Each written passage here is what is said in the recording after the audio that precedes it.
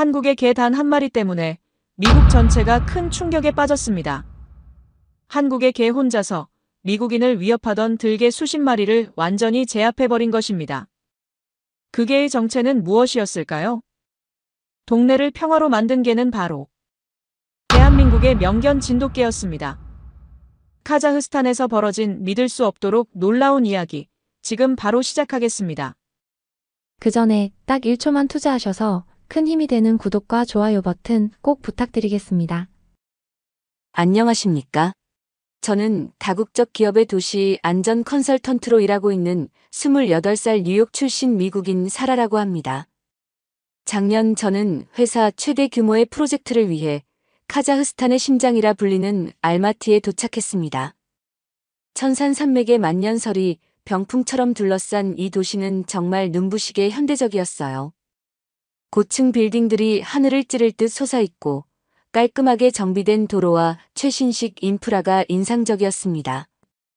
쇼핑몰과 카페들이 즐비하게 늘어서 있었고 젊은 사람들이 활기차게 거리를 오가는 모습도 볼 수 있었죠. 현대적인 건물들 사이로 보이는 설산의 모습은 마치 그림 엽서 같았습니다. 제가 맡은 업무는 새로 조성될 신도시 부지의 안전성을 점검하는 것이었어요. 거대한 규모의 주거단지와 상업시설이 들어설 예정이었거든요. 하지만 그 아름다운 부지에는 예상치 못한 어두운 그림자가 드리워져 있었습니다. 바로 버려진 들개들이었어요. 그런데 이곳의 들개들은 평범한 똥개가 아니었습니다. 한눈에 봐도 값비싼 혈통의 점원 셰퍼트, 날렵한 도베르만, 근육질의 핏불 테리어들이었거든요.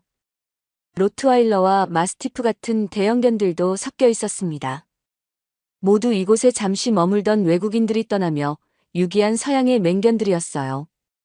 석유회사 직원들, 건설회사 엔지니어들, 외교관들이 본국으로 돌아가면서 데려갈 수 없어 버리고 간 개들이었죠.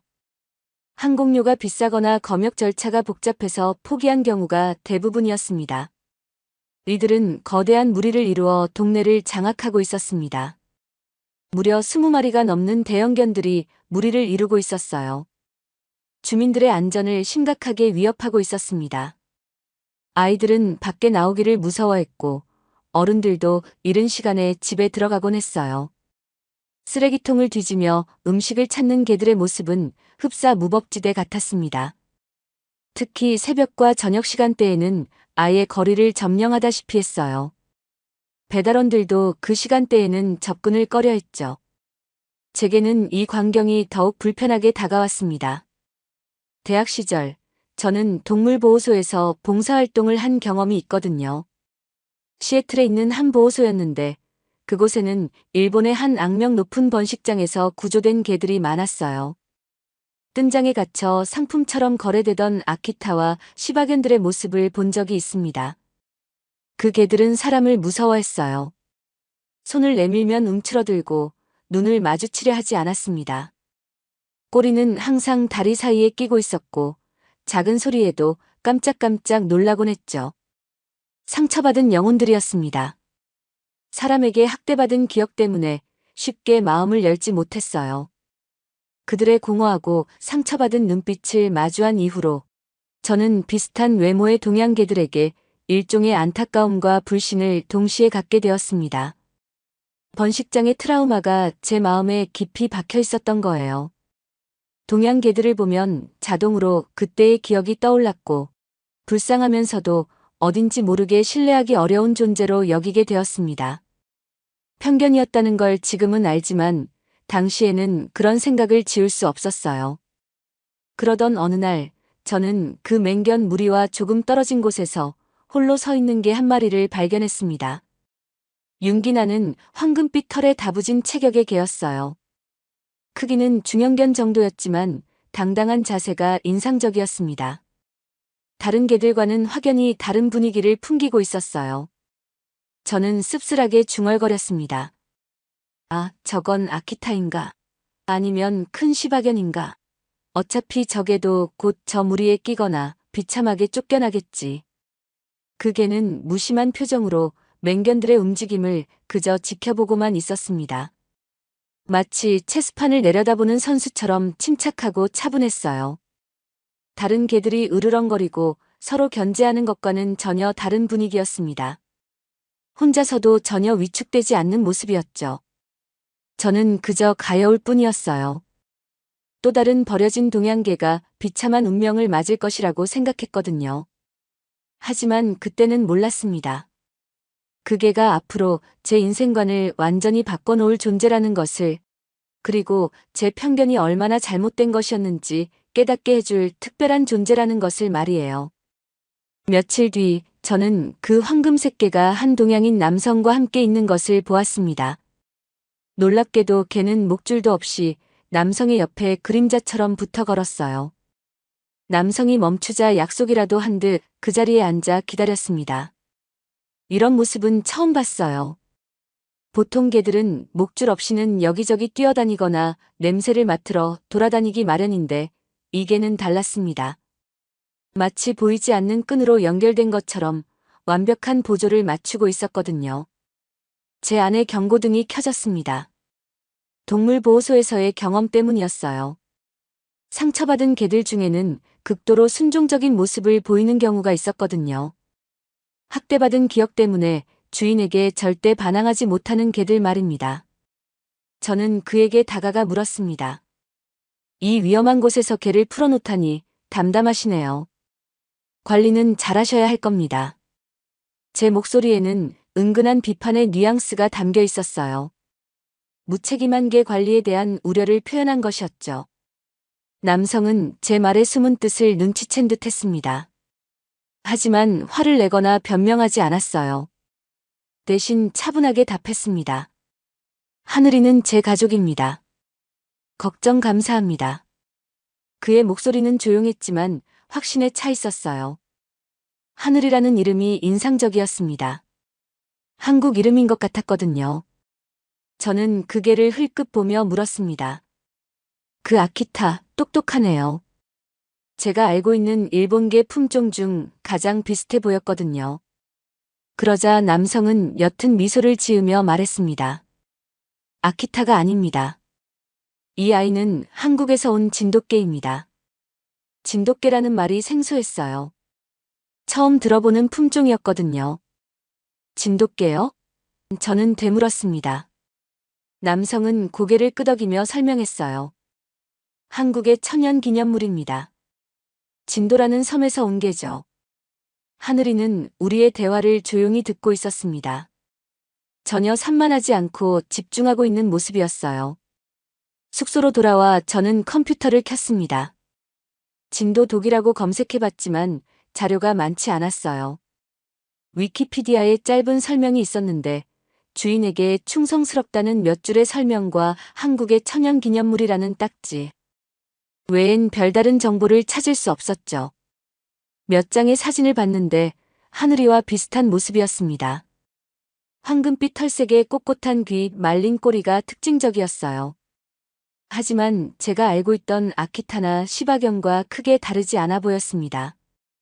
제 머릿속에서는 일본 번식장의 기억이 계속 떠올랐어요. 상품처럼 취급받던 개들의 모습, 그들의 무기력한 눈빛이 겹쳐 보였습니다.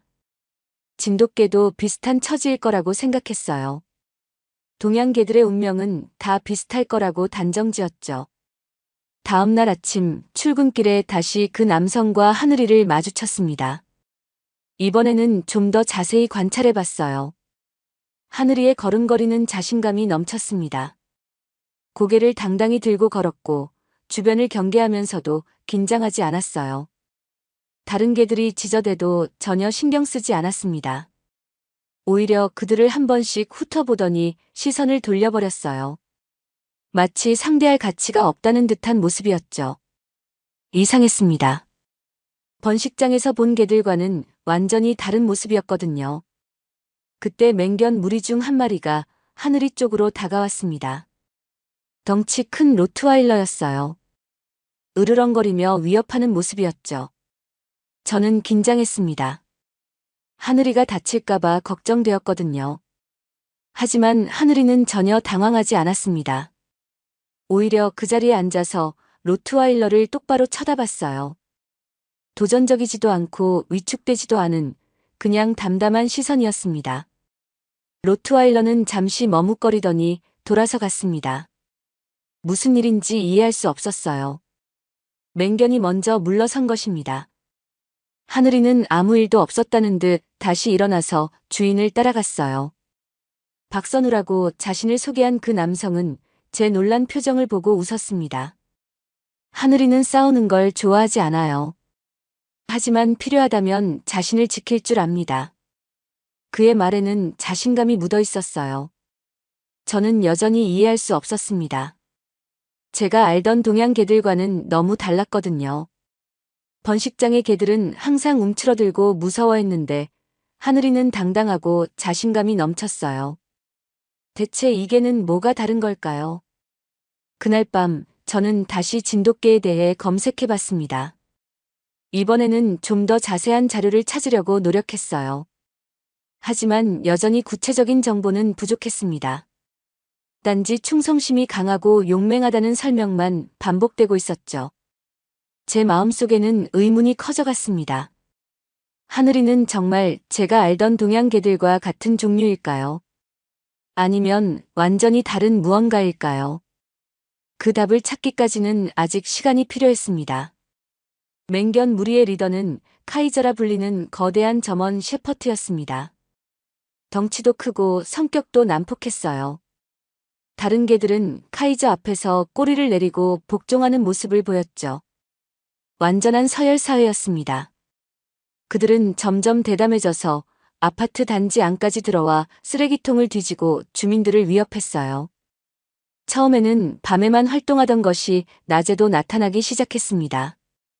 아이들이 놀이터에서 놀지 못할 정도로 상황이 악화되었죠. 특히 문제가 된 것은 단지 내신흥 부자인 아스카로프 씨의 도베르만 조로까지 이 무리에 합류하면서부터였습니다. 조로는 원래 집에서 키우던 개였는데 어느 순간부터 담을 넘어 나가서 맹견 무리와 어울리기 시작했어요. 아스카로프는 이 상황을 오히려 즐기는 듯 했습니다. 내 조로가 이 구역의 왕이 될 것이다라며 의기양양하게 말하곤 했죠.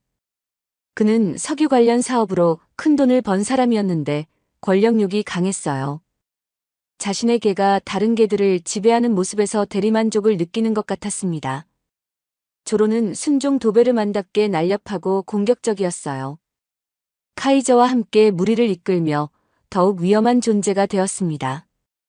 이제 무리의 규모는 25마리를 넘어섰고 그중 절반 이상이 대형 맹견들이었죠. 저는 도시 안전 컨설턴트로서 관리사무소에 강력하게 항의했습니다. 이 상황을 방치하면 언젠가 큰 사고가 날 겁니다. 특히 아이들이 위험해요. 하지만 관리사무소 직원들은 부유한 아스카로프의 눈치를 보며 미온적으로 대처할 뿐이었어요. 아스카로프 씨께서 불편해하실 수도 있어서요라는 말만 반복했습니다. 돈의 힘 앞에서는 주민들의 안전도 뒷전이 되는 모습이었죠. 저는 답답함을 느꼈습니다. 바로 그때였습니다.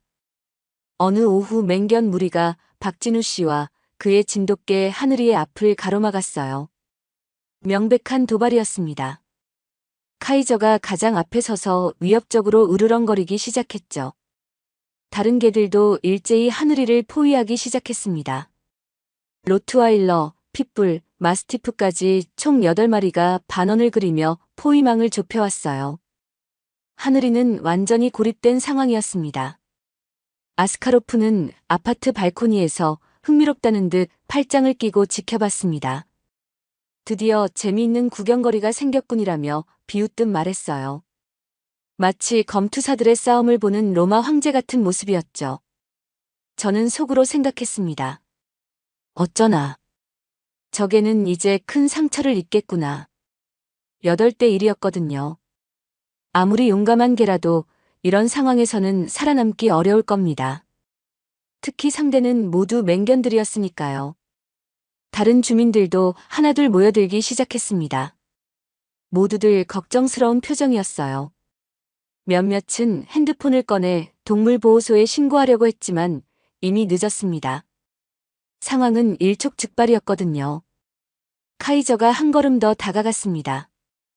침을 흘리며 이빨을 드러내 보였어요. 조로도 옆에서 위협적인 자세를 취했습니다. 다른 개들은 하늘이가 도망칠 수 있는 모든 길을 차단했죠. 하늘이는 여전히 침착했습니다. 꼬리를 내리지도 않았고 뒤로 물러서지도 않았어요. 오히려 자세를 낮추며 상대방들을 차례차례 훑어봤습니다. 마치 상황을 분석하고 있는 것 같았어요. 박선우 씨는 긴장한 기색이었지만 하늘이를 부르지 않았습니다. 개입하지도 않았어요. 하늘이를 믿고 있는 것 같았습니다. 저는 이해할 수 없었어요. 저라면 당장 개를 데리고 그 자리를 피했을 텐데 말이죠. 맹견들의 으르렁거리는 소리가 점점 커졌습니다. 카이저가 공격 신호를 보내는 것 같았어요. 조로의 근육이 팽팽하게 긴장했습니다. 이제 정말 싸움이 시작될 것 같았어요. 하늘이는 그 순간에도 여유를 잃지 않았습니다. 오히려 더욱 낮은 자세를 취하며 상대들을 주시했어요. 무엇을 계획하고 있는 걸까요? 이런 절체절명의 상황에서도 전략을 세우고 있는 것일까요? 긴장감이 극에 달했을 때 드디어 첫 번째 공격이 시작되었습니다. 그런데 상상과 다른 일이 벌어졌습니다. 하늘이는 조금도 두려워하는 기색 없이 오히려 몸을 낮춰 카이저의 눈을 똑바로 응시했어요. 그 시선에는 도전도 없었고 굴복도 없었습니다. 그냥 담담하고 차분한 눈빛이었죠. 카이저가 달려들었습니다. 거대한 몸집으로 하늘이를 덮치려 했어요. 하지만 하늘이는 기다렸다는 듯 옆으로 휙 몸을 피했습니다. 마치 춤을 추는 것처럼 우아하고 자연스러운 움직임이었어요. 카이저는 허공을 물고는 균형을 잃고 비틀거렸습니다. 너무 성급하게 달려든 탓에 착지를 제대로 하지 못했어요. 하늘이는 그 틈에 몇 걸음 뒤로 물러서며 다시 자세를 잡았습니다. 이번엔 핏불이 달려들었어요. 낮은 자세로 하늘이의 다리를 노렸습니다. 핏불의 특기인 물고 늘어지기 전법이었죠. 하지만 하늘이는 아파트 화단턱을 가볍게 뛰어넘어 공격을 피했어요. 핏불은 화단의 머리를 박으며 흙먼지를 일으켰습니다. 하늘이는 화단 위에서 내려다보며 다음 공격을 기다렸어요. 여전히 침착하고 여유로운 모습이었습니다.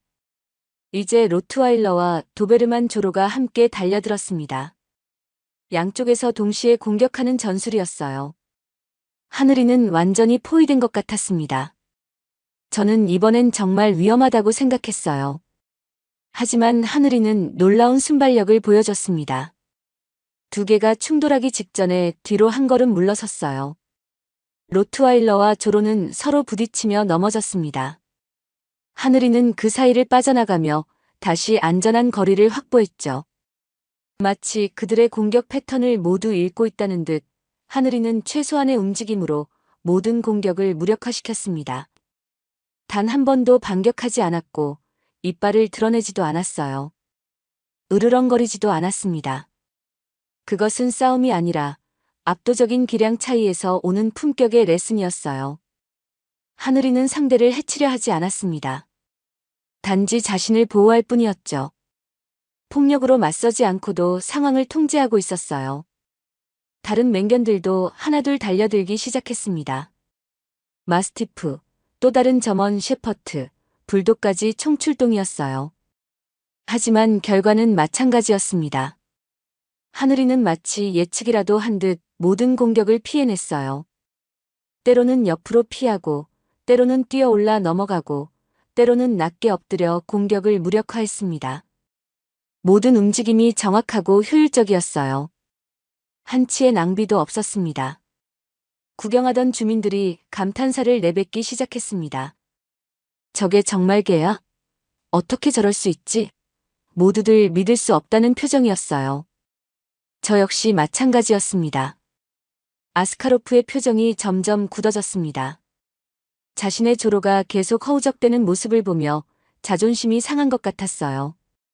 뭐 하는 거야, 조로? 하며 소리를 질렀습니다. 하지만 조로도 다른 개들과 마찬가지로 하늘이를 따라잡을 수 없었어요. 속도도 부족했고 예측력도 떨어졌습니다. 하늘이는 마치 미래를 보는 것처럼 정확하게 움직였거든요.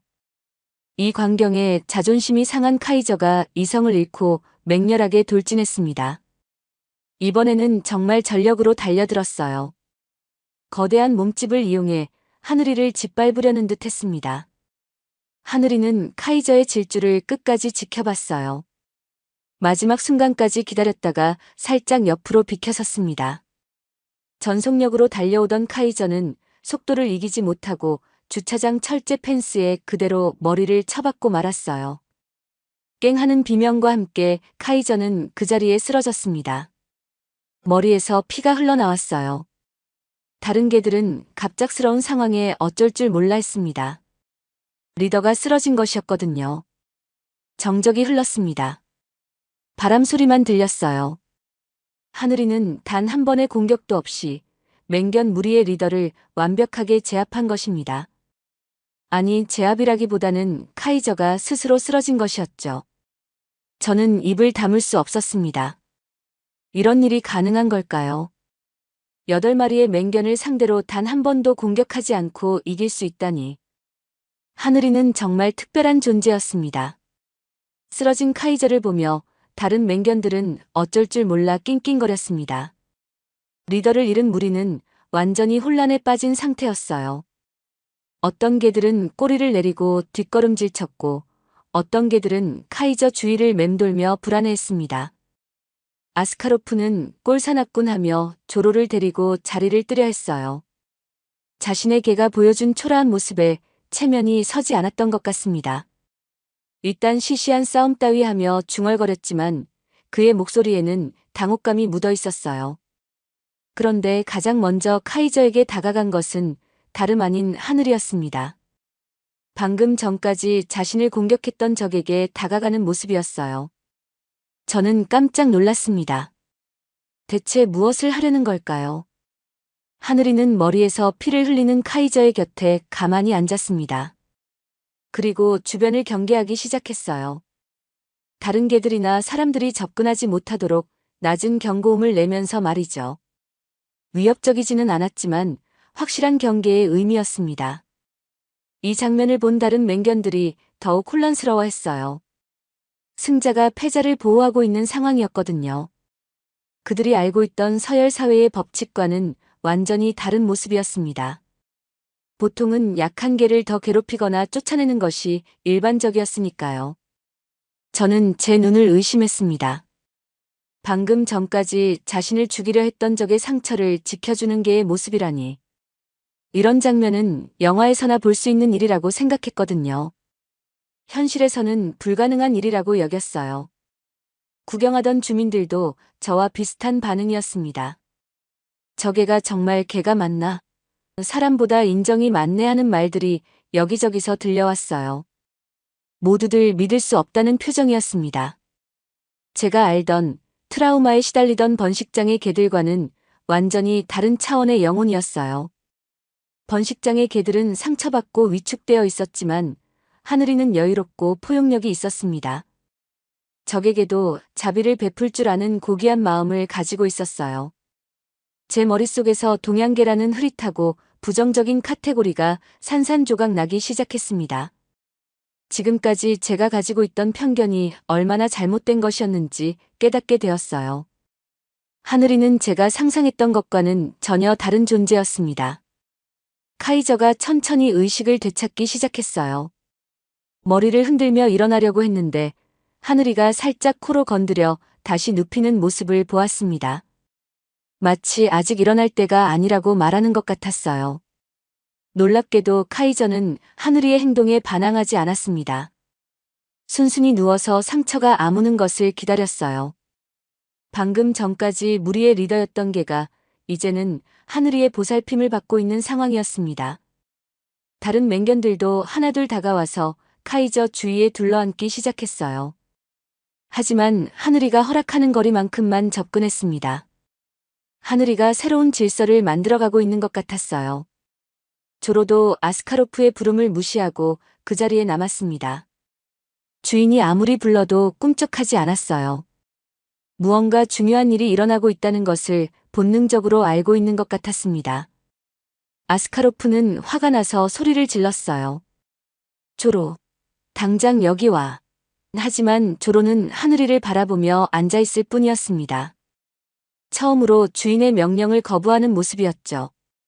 박선우 씨는 이 모든 상황을 조용히 지켜보고 있었습니다. 놀라지도 않았고 개입하지도 않았어요. 마치 이런 일이 자연스럽다는 듯한 표정이었습니다. 하늘이의 이런 모습을 이미 알고 있었던 것 같았어요. 약 30분 정도 지나자 카이저가 완전히 의식을 되찾았습니다. 천천히 일어나서 하늘이를 바라봤어요. 그 눈빛에는 더 이상 적대감이 없었습니다. 오히려 존경과 감사의 마음이 담겨 있는 것 같았어요. 하늘이는 카이저에게 가볍게 코를 비비며 인사했습니다. 그리고 다른 개들을 차례로 바라보며 무언의 메시지를 전달하는 것 같았어요. 이제부터는 다르게 살아야 한다고 말하는 것 같았습니다. 그 순간 저는 깨달았어요. 하늘이는 단순히 싸움에서 이긴 것이 아니었습니다. 폭력으로 지배하는 것이 아니라 마음으로 감화시킨 것이었어요. 진정한 리더십이 무엇인지 보여준 것이었습니다. 이런 모습은 제가 일본 번식장에서 본 상처받은 개들에게서는 절대 볼 수 없었던 것이었어요. 하늘이는 완전히 다른 종류의 영혼을 가지고 있었습니다. 그날 저녁 저는 박선우 씨를 찾아갔습니다. 비난이 아닌 순수한 호기심 때문이었어요. 오늘 본 하늘이의 모습이 너무 인상적이어서 도저히 그냥 넘어갈 수 없었거든요. 대체 어떤 개가 저런 행동을 할 수 있는 건지 궁금했습니다. 박선우 씨는 제 방문을 반겨주었어요. 간단한 차를 대접하며 자신의 이야기를 담담하게 들려주기 시작했습니다. 그의 목소리에는 깊은 애정과 자부심이 묻어 있었어요. 제 할아버지는 6.25 전쟁 참전 용사셨습니다. 박선우 씨가 말을 시작했어요. 당시 19살의 어린 나이로 전선에 투입되셨죠. 그때는 정말 혹독한 시절이었다고 하시더군요. 그는 벽에 걸린 오래된 사진을 가리켰습니다. 군복을 입은 젊은 남성이 개 한 마리와 함께 찍은 흑백 사진이었어요. 저 개가 할아버지와 함께했던 진돗개 천둥이입니다. 박선우 씨는 할아버지로부터 들은 이야기를 차근차근 들려주었어요. 할아버지께서는 어느 날 혹독한 전투에서 부대와 떨어져 길을 잃으셨다고 하셨습니다. 적진 한복판에서 홀로 남겨진 상황이었죠. 그때 함께 있던 진돗개 천둥이가 할아버지의 목숨을 구해줬다고 했습니다. 천둥이는 밤새도록 할아버지를 지켰어요. 적군이 다가오면 미리 알려주고 안전한 길을 찾아 인도해줬습니다. 3일 밤낮을 함께 헤매다가 결국 아군 부대를 찾을 수 있었다고 했어요. 할아버지는 항상 말씀하셨습니다. 천둥이가 아니었다면 절대 살아 돌아올 수 없었을 거라고요. 그 후로 박선우 씨의 집안은 대대로 진돗개를 전우이자 가족으로 키우며 그 은혜를 잊지 않으려 노력해왔다고 했습니다. 우리 집에는 항상 진돗개가 있었어요.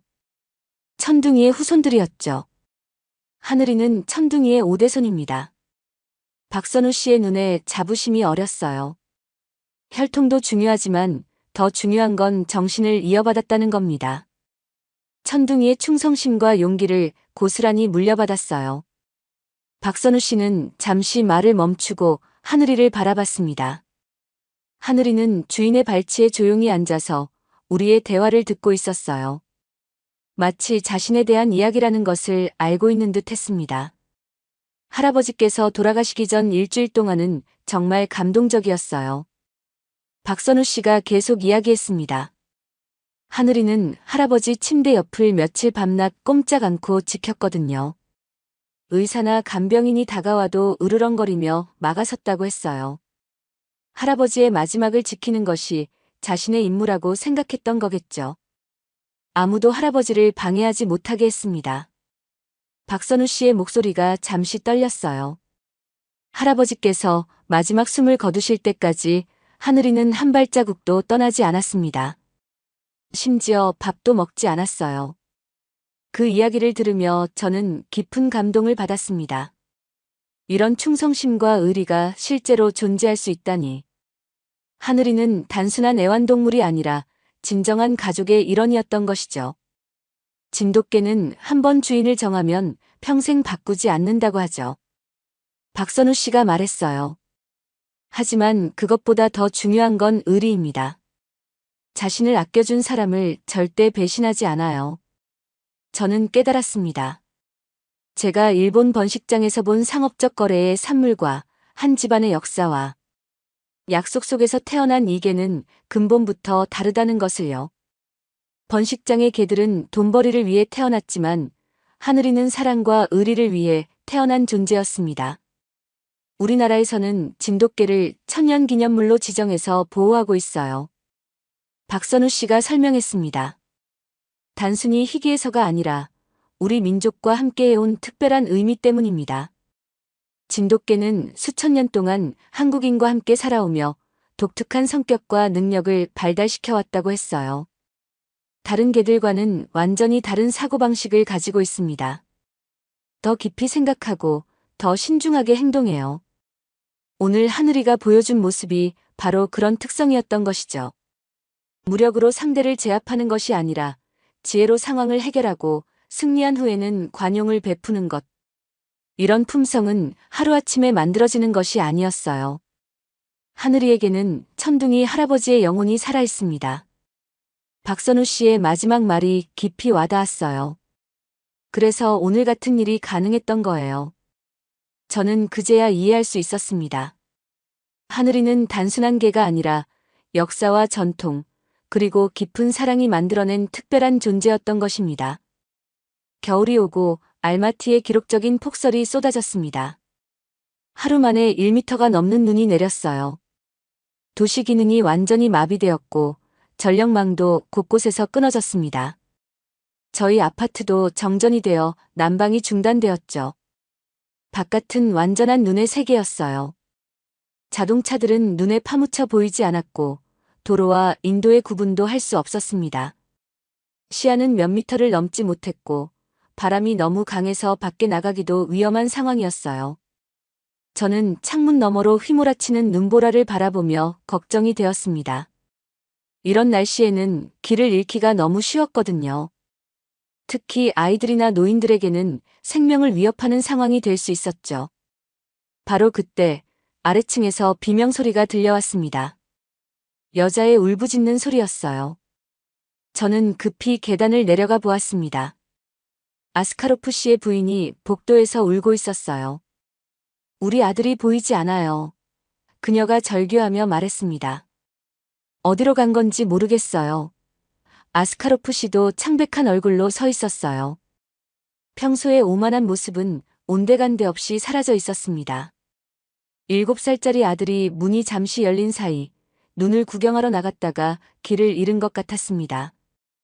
아이들은 눈을 보면 신이 나서 멀리까지 나가는 경우가 많거든요. 하지만 이런 날씨에는 정말 위험했어요. 다른 주민들도 하나둘 모여들기 시작했습니다. 모두들 걱정스러운 표정이었어요. 이런 날씨에 아이가 밖에 나갔다고. 당장 찾아야 해. 하는 소리들이 여기저기서 들려왔습니다. 하지만 한치 앞도 보이지 않는 눈보라 속에서 수색은 불가능했어요. 어른들도 몇 발자국만 나가면 방향 감각을 잃을 정도였거든요. 구조대를 부르려 해도 전화가 안 터지는 상황이었습니다. 오만하던 아스카로프는 울부짖으며 발을 동동 굴렀습니다. 누가 좀 도와주세요. 제발.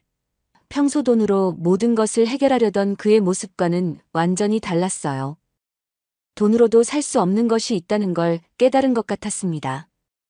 몇몇 남자들이 용기를 내어 수색에 나섰지만 10분도 되지 않아 되돌아왔어요. 너무 위험해요. 우리까지 길을 잃을 뻔했어요. 절망적인 상황이었습니다. 그때 박선우 씨가 하늘이를 데리고 나타났습니다. 하늘이는 평소와 달리 긴장한 기색이었어요. 상황의 심각성을 파악하고 있는 것 같았습니다. 박선우 씨가 아스카로프에게 말했어요. 아이가 입었던 옷이나 만졌던 물건이 있나요? 아스카로프는 황급히 아들의 장난감을 가져왔습니다. 자동차 모형이었는데 아이가 항상 가지고 놀던 것이었어요. 하늘이는 그 장난감 냄새를 한번 맡더니 고개를 끄덕이는 듯한 모습을 보였습니다. 그리고 망설임 없이 눈보라 속으로 뛰어들었어요. 박선우 씨는 하늘이를 믿어보세요라고 말했습니다. 모든 사람들이 숨을 죽이고 기다렸어요. 시간이 너무 천천히 흘러가는 것 같았습니다.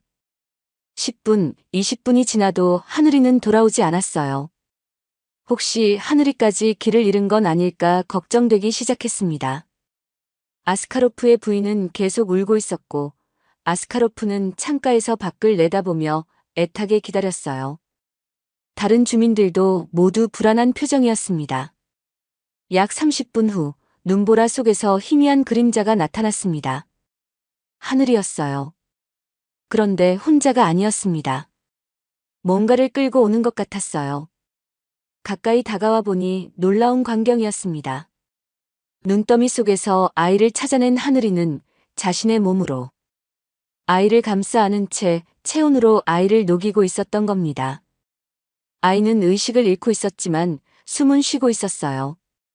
하늘이의 등과 머리에는 하얗게 눈이 쌓여 있었지만 아이가 있는 배 쪽은 김이 모락모락 피어오르고 있었습니다. 하늘이는 자신의 모든 온기를 다해 어린 생명을 지켜낸 것이었어요. 자신이 얼어 죽을 수도 있는 상황에서 말이죠. 아이의 체온을 유지하기 위해 자신의 생명을 걸고 있었던 겁니다. 아스카로프가 아들을 끌어안으며 울음을 터뜨렸습니다. 고마워요, 정말 고마워요. 그는 하늘이에게도 고개를 숙였어요. 평생 고개 숙인 적 없던 그가 한 마리 개에게 진심으로 감사를 표하는 모습이었습니다. 아이는 병원으로 이송되어 치료를 받았고 다행히 큰 탈 없이 회복되었어요. 의사는 조금만 늦었다면 저체온증으로 위험했을 것이라고 말했습니다. 하늘이가 아이의 생명을 구한 것이 분명했어요. 그날 밤 저는 하늘이의 모습을 잊을 수 없었습니다. 자신의 안위보다 남의 생명을 먼저 생각하는 그 마음. 이런 고귀한 정신을 가진 존재를 만난 것이 저에게는 큰 행운이었어요. 구조된 아들을 끌어안고 아스카로프는 하늘이 앞에서 고개를 숙였습니다. 평생 누구에게도 굽히지 않던 그가 진심으로 감사를 표하는 모습이었어요. 당신이 아니었다면 그는 말을 잇지 못했습니다. 목이 메어 있었거든요. 다음 날 놀라운 광경이 펼쳐졌습니다. 상처가 아문 카이저를 필두로 한 맹견 무리 전체가 하늘이의 뒤를 조용히 따르기 시작했어요. 서열 싸움도 없었고 위협도 없었습니다. 그들은 자발적으로 하늘이를 새로운 리더로 인정한 것입니다. 가장 놀라운 건 조로의 변화였어요. 아스카로프의 명령보다 하늘이의 신호를 먼저 따르기 시작했습니다. 아스카로프는 처음에는 당황스러워했지만 곧 이해하게 되었어요. 조로가 진정한 리더를 만난 것이라고 말이죠. 동네에는 기적 같은 평화가 찾아왔습니다. 더 이상 쓰레기통을 뒤지는 개들도 없었고 주민들을 위협하는 일도 사라졌어요. 하늘이가 질서를 잡아준 덕분이었습니다. 아이들이 다시 놀이터에서 뛰어놀 수 있게 되었죠. 하늘이는 매일 아침 무리를 이끌고 동네를 순찰했어요. 마치 경비견처럼 주민들의 안전을 살피는 모습이었습니다. 다른 개들도 하늘이를 따라 질서정연하게 움직였어요. 예전의 난폭한 모습은 온데간데 없었습니다. 주민들의 태도도 완전히 바뀌었어요. 처음에는 무서워하던 사람들이 이제는 하늘이와 무리를 반겨주었습니다. 우리 동네 수호신들이야 하며 웃으면서 말하는 사람들도 있었어요. 관리사무소에서도 놀라워했습니다. 어떻게 이런 일이 가능하죠? 그들은 제게 물었어요. 저는 하늘이의 이야기를 들려주었습니다. 진정한 리더십이 무엇인지, 폭력이 아닌 품격으로 상대를 감화시키는 것이 얼마나 강력한지 말이에요. 저는 제 보고서의 첫 페이지를 찢어버렸습니다. 지금까지 써온 내용이 모두 잘못되었다는 걸 깨달았거든요. 그리고 새로 쓰기 시작했습니다. 진정한 안전은 철조망이나 규칙으로 만들어지는 것이 아니다. 그것은 때로 희생과 책임감을 아는 위대한 리더 한 존재로부터 시작된다. 제 마음속에서도 큰 변화가 일어났어요. 지금까지 가지고 있던 편견이 완전히 사라졌습니다. 동양계에 대한 부정적인 선입견, 일본 번식장에서 받은 트라우마가 모두 하늘이를 만나면서 치유되었어요. 하늘이는 제게 보여주었습니다. 겉모습으로 판단하면 안 된다는 것을요. 비슷해 보인다고 해서 같은 존재가 아니라는 것을 말이에요. 각각의 개체는 고유한 역사와 정신을 가지고 있다는 걸 깨달았습니다. 박선우 씨와도 자주 대화를 나누게 되었어요. 그를 통해 한국의 문화와 진돗개의 특별함에 대해 더 많이 알게 되었습니다. 진돗개는 단순한 개가 아니에요. 우리 민족의 정신이 담긴 존재죠. 그의 말이 이제는 완전히 이해되었어요. 아스카로프도 변했습니다. 돈으로 모든 걸 해결하려던 그가 이제는 진정한 가치가 무엇인지 알게 되었어요. 하늘이 같은 개를 키우고 싶어요 하며 박선우 씨에게 부탁하기도 했습니다. 하지만 진돗개는 돈으로 살 수 있는 게 아니라는 걸 배웠죠. 제 회사 동료들도 놀라워했어요. 프로젝트 보고서를 보고는 이게 정말 가능한 일이야? 하며 물었습니다. 저는 자신 있게 대답했어요. 직접 봤으니까 확신합니다. 진정한 리더십은 이런 겁니다. 카자흐스탄에서의 프로젝트가 끝나갈 무렵 저는 아쉬움을 느꼈어요. 하늘이와 헤어져야 한다는 게 정말 슬펐습니다. 이런 특별한 존재를 다시 만날 수 있을까 싶었거든요. 마지막 날 하늘이는 저를 배웅하러 나왔어요. 공항으로 가는 택시에 오르기 전 저는 하늘이를 한 번 더 안아주었습니다. 고마워 하늘아. 내가 내 인생을 바꿔줬어. 하늘이는 조용히 제 말을 듣고 있었어요. 저는 이제 곧 카자흐스탄을 떠납니다. 하지만 이곳에서의 경험, 특히 한 마리의 위대한 한국개가 제게 가르쳐준 교훈은 평생 잊지 못할 것입니다. 저는 한때 아픈 기억 때문에 비슷한 모든 것을 오해하고 단정지었어요. 하지만 하늘이는 제게 보여주었습니다. 겉모습이 아닌 그 안에 깃든 고유한 영혼의 역사를 봐야 한다는 것을요. 편견은 얼마나 위험한 것인지, 그리고 열린 마음으로 바라볼 때 얼마나 아름다운 진실을 발견할 수 있는지 말이에요. 저런 영혼을 가진 개와 함께하는 나라, 한국. 이제 저는 그곳의 이야기가 진심으로 궁금해졌습니다. 하늘이를 통해 본 한국의 정신, 그 깊이와 아름다움을 더 알고 싶어졌어요. 언젠가 꼭 한국을 방문해서 진돗개의 고향을 직접 보고 싶습니다.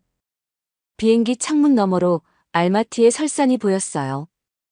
그 아래 어딘가에서 하늘이가 여전히 동네를 지키고 있을 거라는 생각에 마음이 따뜻해졌습니다. 진정한 리더의 모습을, 그리고 고귀한 영혼의 아름다움을 영원히 기억하겠다고 다짐했어요.